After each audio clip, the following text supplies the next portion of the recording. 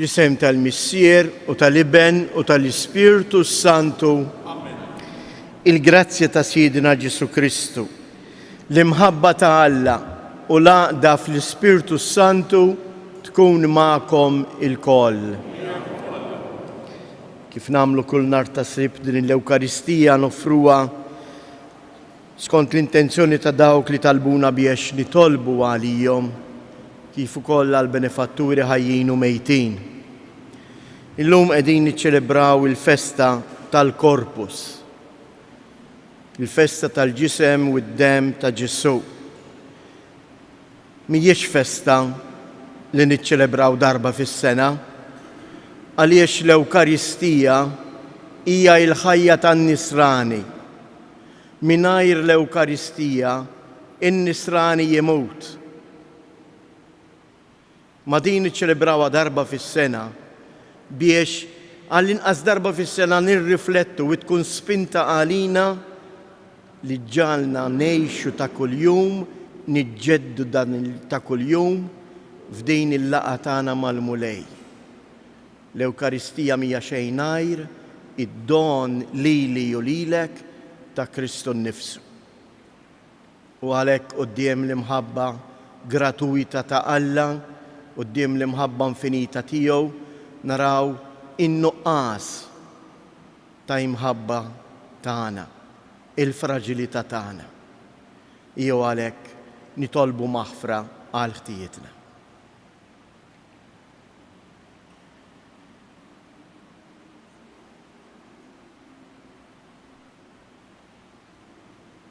Int il-mibgħut tal-Missier, mulej ħniena,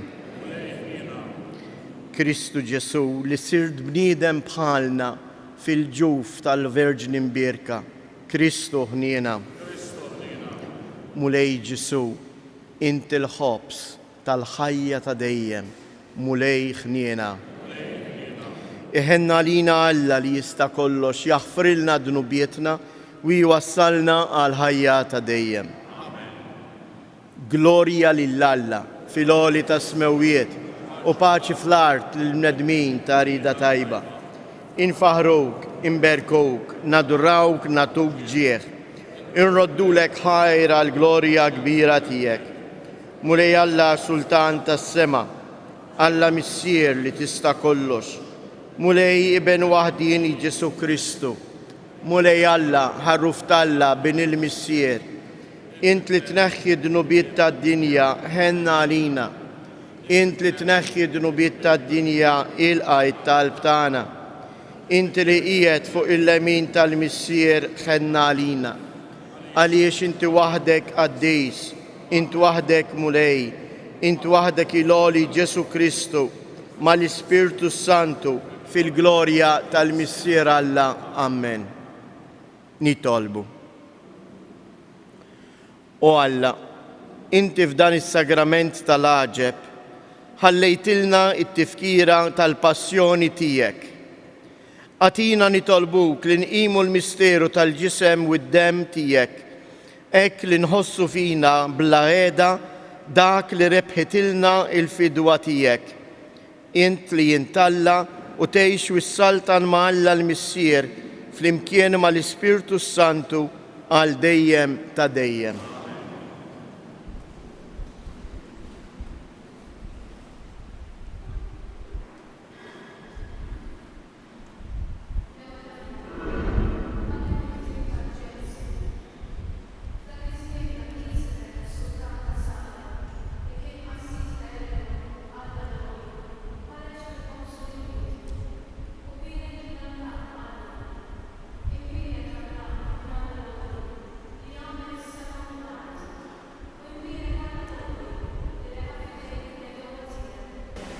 U Abram taħle xhur minn kollox, il-kelma tal-mulej.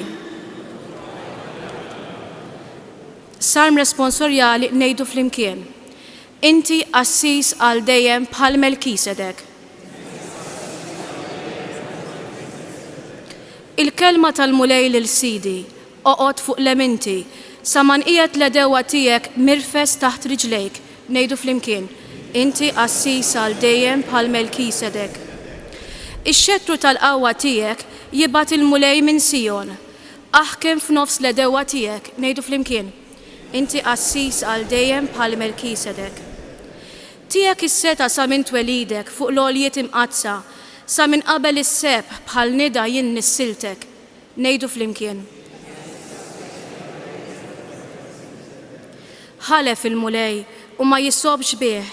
Inti qassis għal dejjem bħal Melkisedek. Ngħidu flimkien. It-tieni qari. Qari mill-ewwel ittra ta' San Pawl Apostolu lil Korintin. Ħuti, jien irċivejt minant il-mulej it-tagħlim li għaddej lilkom. Jiġifieri il-mulej Ġesu fil-lejl li fih kien ittradut ħal ħobs u wara li ratt il-ħajr qasmu qal dan hu ġismi li jingħata għalikom, għamlu dan b'tifkira tiegħi. Hekk ukoll għamel bil-kalċi wara li kielu qal dan il-kalċi u l-patt il-ġdid b'demmi. Għamlu dan kull meta tixorbu b'tifkira tiegħi. Mela, kull meta tiklu dan il-ħobs u tixorbu dan il-kalċi, intom ixxandru l-mewt tal-mulej sa ma jiġi. Il-kelma tal-mulej. Inqumu bil-wifqa s-sekwenza.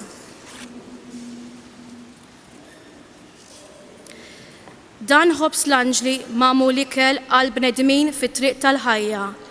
Ikel bnin għal ulied kollha li m'għandux fix-xejn jintrema. Biex bijat kien ilu mħabbar f'dik l-offerta ta' Iżak, fil-ħaruf li nqatel flajt u fil-manna tad-deżert. Inti rajt tajjeb ħobs tas-sew, Ġesu tagħna ħenna lina, inti tmana u ħarisna, inti lilna l-ġitu rina, fl-art imbirka tal-ħajjin. Int li taf u tista' kollox li titmana hawn f'din il-ħajja, hemm għamilna l-kol imsieħba, faqda waħda l-kol werrieta mal-qtajiet tal-qaddisin. Amen. Alleluja.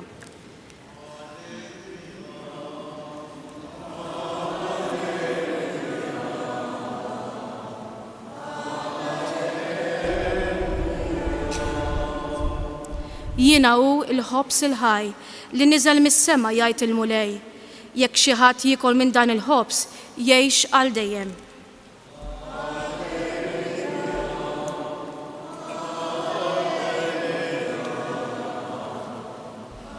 Alleluja.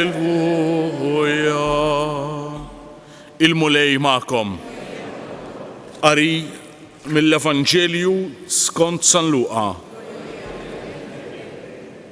F'dak iż-żmien Ġesu għad ikellem il-folol fuq is-saltna ta' Alla u fejjaq lil dawk li kienu jeħtieġu l-fejqan. Il-jum kien wasal biex jintemm. Resqu lejh it-tnax u qalulu ibagħthom in-nies ħajmorru fl-irħula u l-irtsiset tal-qrib biex isibu fejn jistrieħu u jieklu xi ħaġa għax hawnhekk qegħdin f'post imwarrab. Iżda hu qalilhom għatuhom intom x'jieklu.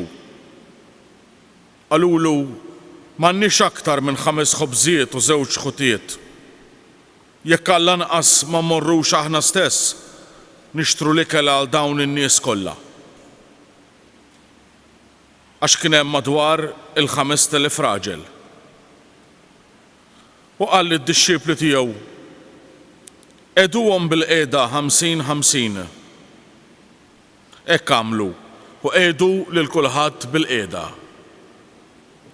Imbagħad ħa il-5 ħobżiet u 2 ħutiet, rafa' għajnejh lejn is-sema, berikhom u qasamhom u tawhom lid-dixxiepli biex inewluhom lin-nies. U kulħadd kiel u xaba, u l-bċejjeċ tal-ħobs li kien fadal ġabruhom f'12 qoffa. Il-kelma tal-mulej.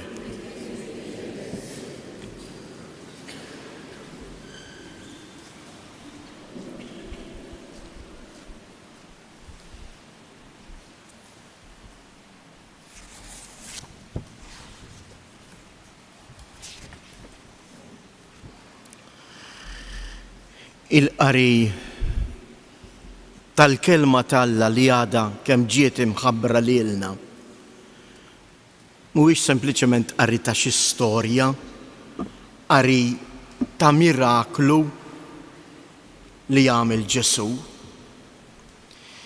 imma hija il-ħajja tiegħi u tiegħek li qed tiġi imbierka fl-imħabba ta' Alla.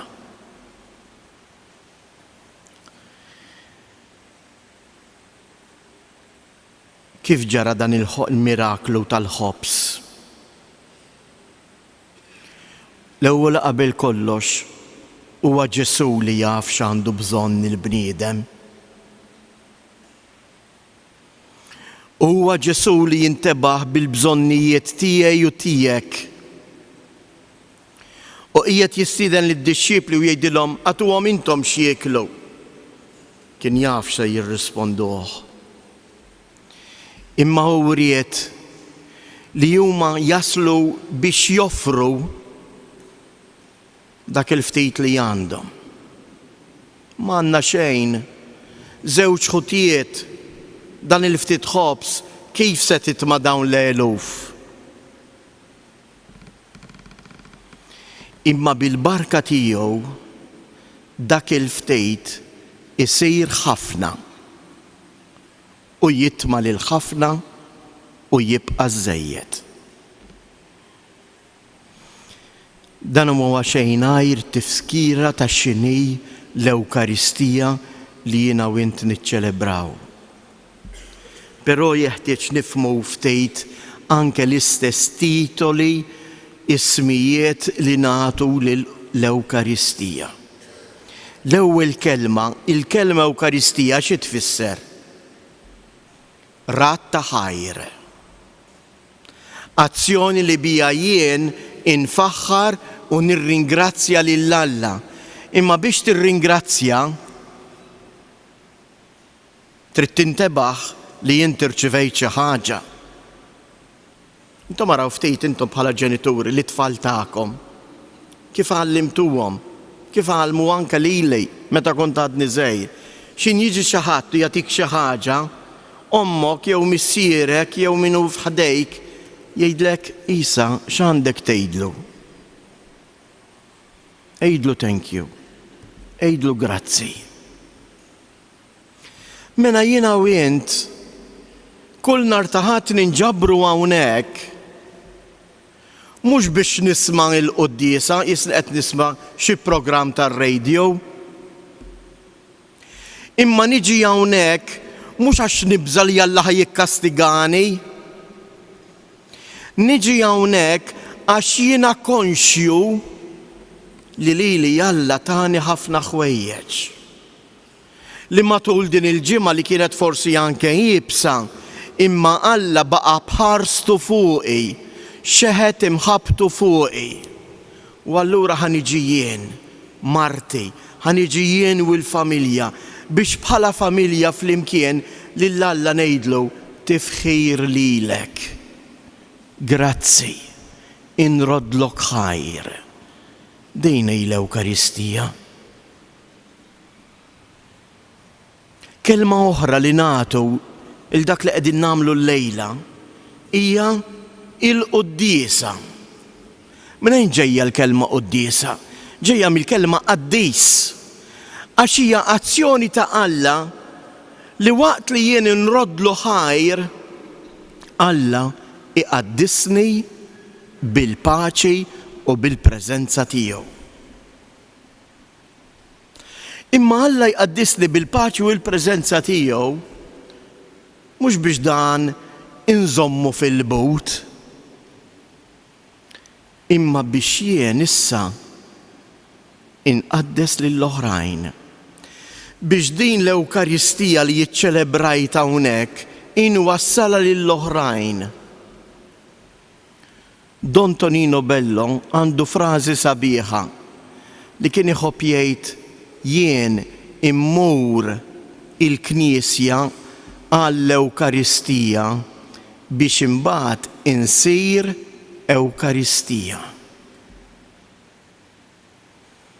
Jien nirċievi il-ħobs, il-preżenza ħajja ta' Kristu, il-ħobs maqsum Infatti dan huwa wkoll isem ieħor li kien jingħata propju mill-ewwel insara. Ma kinux isejħula l-Quddiesa, imma kienu jsejħula b'dak il-ġest hekk importanti li jsir f'kull quddiesa, il-qsim tal-ħobs. Alla jaqsam ħajtu għalija, jagħti lilu nnifsu lili. Fi kliem Don Tonino Bello biex issa jien insir ħobs maqsum għall-oħrajn. L-Ewkaristija eżies hija l-ħajja tagħna. Ejjew nivvalorizzawha, ejjew nifhmu x'aħna nagħmlu. Ma nistgħux nikbru. Jekk aħna jien u int nibqa' nara l-Ewkaristija qisu l-obbligu ta' dnub il-mejjed. L-Ewkaristija hija biss in-neċessità biex jiena ngħix. Mingħajr Ewkaristija jiena mmut. Ma nafx tafujiex l-istorja hawnhekk qrib tagħna tal-ewwel sekli, ir-raba' seklu, ta' meta l-Imperatur Ruman rid jeqret ir-reliġjon Kristjana u qabad id-djaknu, il-katekisti, u dan fehem kif teqret ir-reliġjon Kristjana. Waqt li oħrajn kienu jaħsbu li biex teqret l-insara tfisser taqbad l-insara u toqtolhom, dan fehem l-Imperatur xi trid tagħmel biex toqtol Nisrani. U tawhom ordni qallhom ġibuli hawnhekk il-kotba tal-Quddiesa. Ġibuni hawnhekk il-ktieb tal-Bibja. Ħalli dawn naħraqhom. U dawn l-insara li kienu verament jgħixu u jafu x'inhi l-Ewkaristija, tafu x'kienet it-tweġiba tagħhom. It-tweġiba tagħhom kienet il-kotba inġibuhomlok tibżax, imma kun naf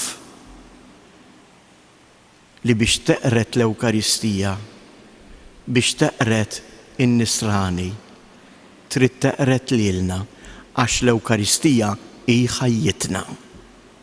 Għax l-Ewkaristija hi miktuba f'qalbna.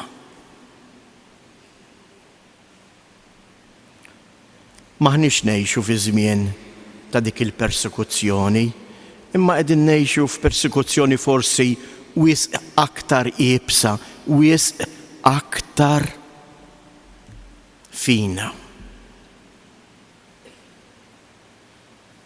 Il-persekuzzjoni ta' dinja teha li lilna qed tgħidilna u l-Quddiesa dik x'għandek bżonna. U l-Quddiesa dik xi ħaġa tal-antik. U l-Quddiesa għadek torbot qalbek mal-obbligi. Iva eżies. Kif ħuta tal-ilma jekk taqbad hawn l-ilma u toħroġ għal barra tmut, hekk ukoll il-ħajja tiegħi u tiegħek mingħajr il-preżenza ta' Kristu fina aħna mmutew. Għalhekk u nagħlaq dik is-sentenza sabiħa ta' Don Tonino Bello, nerġa' nirrepetija. Niċċelebra l-Ewkaristija biex insir Ewkaristija. Nirċievi lil Alla f'ħajti biex jimwasslu lill-oħrajn. Nikol il-ħobs mitħun maġun maqsum biex jiena wkoll nitgħallem xi noħroġ mill-bieb il-barra, nitgħallem naqsam ħajti mal-oħrajn, nitgħallem noffri ħajti lill-oħrajn. Għax l-Ewkaristija mhijiex oġġett. L-Ewkaristija hija Alla nnifsu, Alla li huwa mħabba. L-imħabba mhijiex sentiment. San Ġwan jgħidilna Alla hu imħabba. Ejjew nitolbu hekk din il-grazzja li aħna ta' kuljum narfu ngħixu dak li qegħdin niċċelebraw. Ejjew nitolbu biex din il-laqgħa tagħna ta' kull nhar ta' Ħadd iġġeddidna u tagħmilna Ewkaristija mogħtija għall-oħrajn.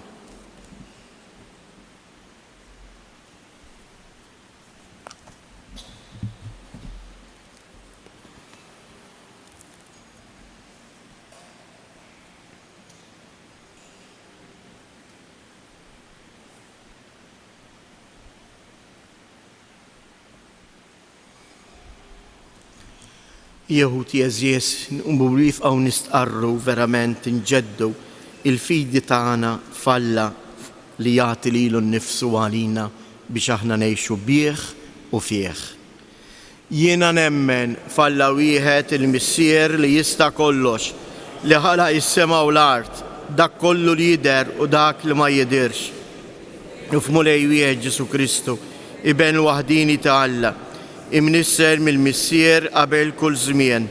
Alla min Alla, dawl min dawl, Alla veru min Alla veru. Imnisser mhux magħmul, natura waħda mal-Missier u bih sar kollox. Niżel mismewwiet għalina l-bnedmin u għall-fidwa tagħna u ħal ġisem bis-seta tal-Ispirtu Santu minn Marija Verġni u sar bniedem. Salbuha għalina bata taħt Ponzu Pilatu, mietu difnuh. Fit-tielet jum qam minn bejn ummiet skont il-kodba mqazza u tela s-sema u qiegħed fuq il-lemin tal-Missier u għandu jerġa' bil-glorja biex jagħmel ħaq mill-ħajjin u mill-mejtin.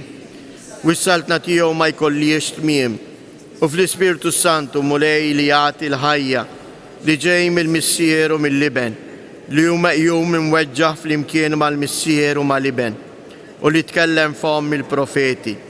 Fi Knisja waħda qaddisa Kattolika Apostolika nistqar ma'mudija waħda l-maħfra ta' dnubiet, nistenna l-qawma mill-imwiet u l-ħajja ta' żmien li ġej. Amen. Jehud jeżjes aħna l-mistiedna għal din l-ikla tal-mulej inresqu it-talbit tagħna u nitolbuh ngħidulu Kristu ħobs ħaj li niżel mis-sema għatina il-ħajja ta' dejjem. Kristu ħobs ħaj li niżel mis-sema għatina il-ħajja ta' dejjem. Kristu binalla l-ħaj. Inti jordna l-tilna biex namlu din l-ikla Ewkaristika b'tifkira tiegħek. Għamel li l-Knisja tiċċelebra b'fedeltà sħiħa dak li inti tajtna nitolbu.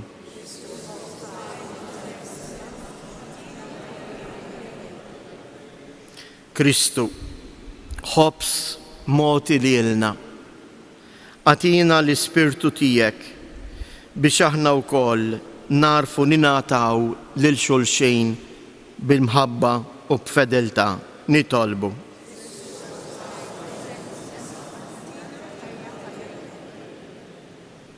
Kristu, li jint tajt ħajtek għalina biex aħna niġġeddu u nirċievu l-ħajja tiegħek.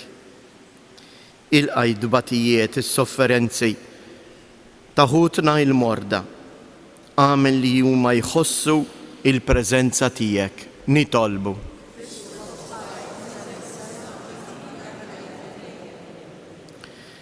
Mulej Ġesu, minn din id-dar qaddisa tiegħek, enna nilqgħu l-istedina li tagħmlilna Ommok Marija biex niġu hawn f'darek għaliex aħna l-mistiedna għall-ikla tal-mulej. Nitolbu.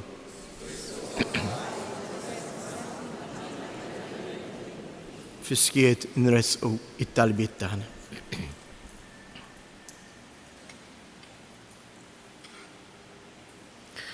Mulej Ġesu Kristu iben Alla l-ħaj, inti l-ħabib l-aktar fidej li tgħix għalina fuq l-artal biex dejjem insibuk.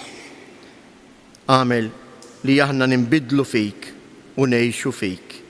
Int li tgħix wissaltna għal dejjem ta' dejjem.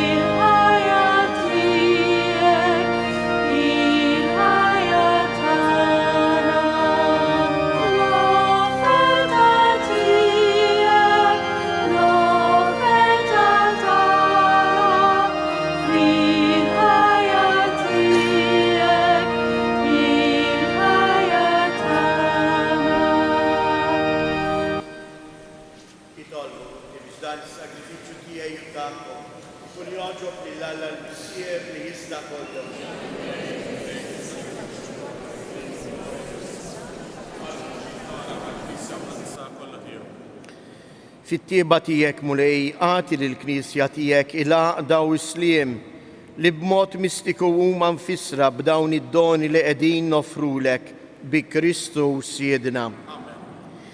Il-mulej ma'kom. Nerfgħu lubna il-fuq. Niżżuħajr lill-mulej Alla tagħna.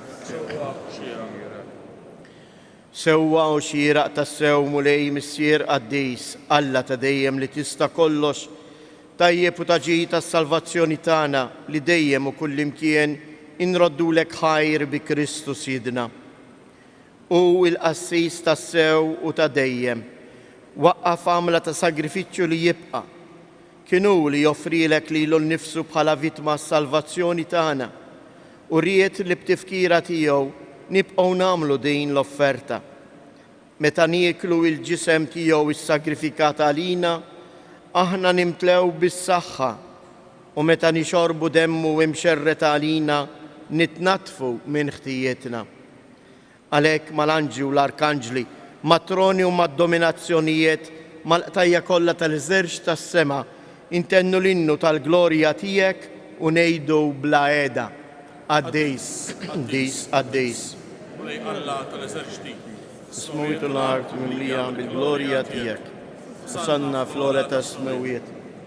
Ejdu jiġi għaw, ejdu jiġi ħdajk il-lob. Flora ta' smewiet.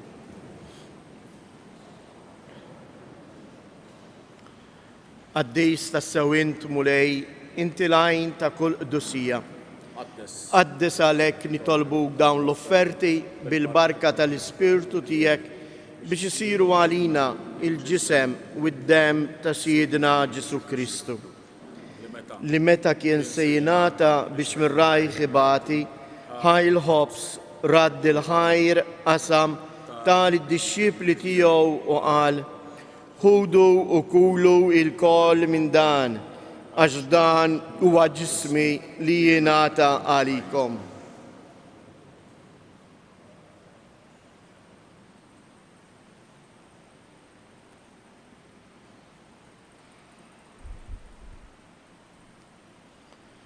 Ekk ukoll wara l-ikla ħal-kalċi reġa' radd il-ħajr tal-dixxipli tiegħu u qal: ħudu u ixorbu minnu il-koll, għax dan huwa l-kalċi ta' demmi tal-patt il-ġdid li jibqa' l dejjem.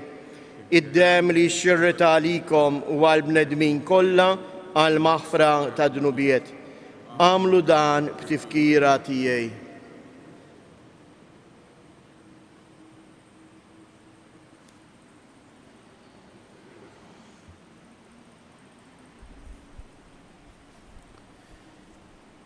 Danu il-misteru tal-fidi, kull darba li nieklu dal-ħobs u nixorbu dal-kalċi inħabru il-mewt tiegħek sama tiġi.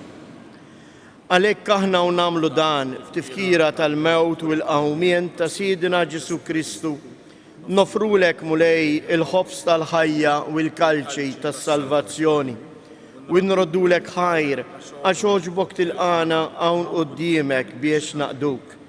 Miċ-ċokontana nitolbu li l-Ispirtu Santu jaqadna f'ġisem wieħed lilna li nieħdu sem mill-ġisem u d-dem ta' Kristu. Ftakar mulej fil-Knisja tiegħek imxerda mad-dinja kollha. Wettaqa' fl-imħabba flimkien mal-Papa Franġisku, mal-Isqof tagħna Anton u mal-Ministri tiegħek kollha. Ftakar ukoll fħutna li raqdu bit-tama tal-qawmien. Ftakar fil-mejtin kollha. Daħħalhom quddiemek fid-dawl tas-sebħ tiegħek. Ħenna lina l-koll nitolbuk, għati lilna wkoll il-wirt tal-ħajja ta' dejjem flimkien mal-Verġini Mqazza u Malla Marija, ma' żewġa San Giuseppe, mal-Apostli u l-Qaddisin kollha li għexu fil-ħbiberija tiegħek sa mill-bidu tad-dinja. Għamil li magħhom infaħruk u nsebħuk b'Ġesu Kristu ibnek.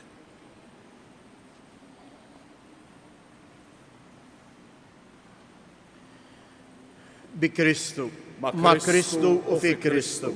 jingħata lilek Alla missier li tista' kollox, flimkien mal-Ispirtu Santu, kull ġieħu glorja għal dejjem ta' dejjem. L-Ewkaristija hija lejxien il-ħajja ta' kull nisrani. Għalhekk bir-raġun fit-talba tal-missierna jitolbuh u ngħidulu ħobżna ta' kuljum. Il-ħobżna ta' kuljum għan-nisrani mhuwiex l-ikel materjali. Imma hija l-kelma ta' Kristu, hija l-Ewkaristija li bija aħna ngħixu. U għalhekk ngħidu: Missierna li inti fis-smawiet jitqaddes ismek, tiġi saltnatek, ikun li trid int kif is-sema hekk fl-art. Ħobżna ta' kuljum għatina llum, aħfrilna d-dunubietna bħalma naħfru lil min ugħati għalina u la ddaħħalniex fit-tiġrib iżda eħlisna mid-deni. Eħlisna nitolbuk mulej minn kull deni. Għatina fit-tieba u l-ħnina tiegħek il-paċi fi żmienna biex inkunu ħielsa dejjem mid-dnub u mħarsa minn kull inkwiet. Aħna u nistennew u nittamaw ilejna u l-miġja tas-Salvatur tagħna Ġesu Kristu. Għaxtijek ja s-saltna il-qawwa u l-glorja għal dejjem. Mulej Ġesu Kristu li jgħid lill-apostli tiegħek inħallilkom isliem nagħtikom isliem tiegħi. La tħares lejn dnubietna, iżda ħares lejn il-fidi tal-Knisja tiegħek. Għatija isliem u l-għaqda li jien trid fija, int li tgħix wis-saltan għal dejjem ta' dejjem. Amen. Il-paċi tal-mulej tkun dejjem magħkom. Għatu l-paċi lil xulxin.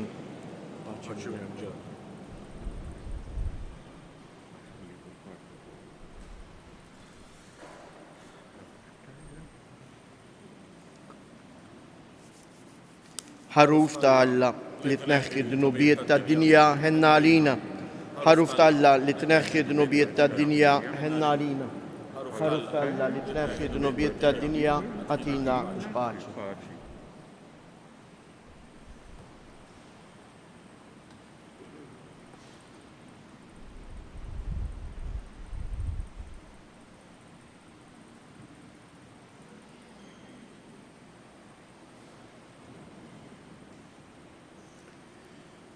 Danu il-ħaruf ta' Alla, danu li jneħħi d-dnubiet tad-dinja, ħen jindawk li huma mistiedna għal dil-ikla tal-ħaruf. Mulej ma jsolix, tal-saftija.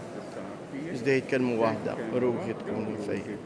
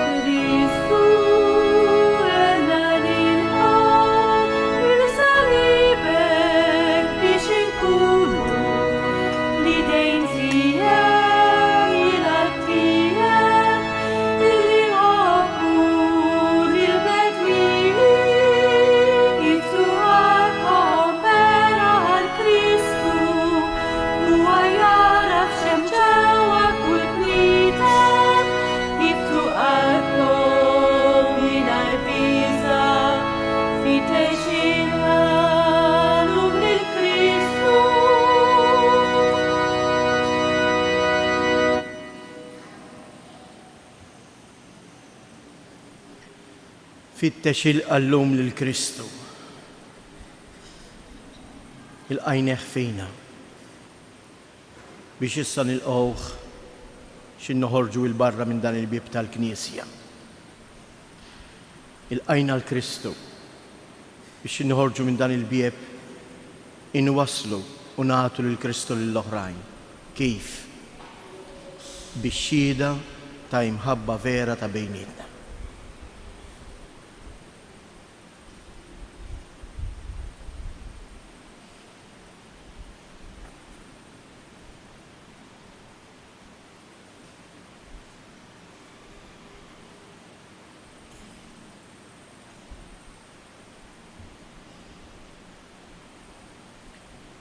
Nitolbu.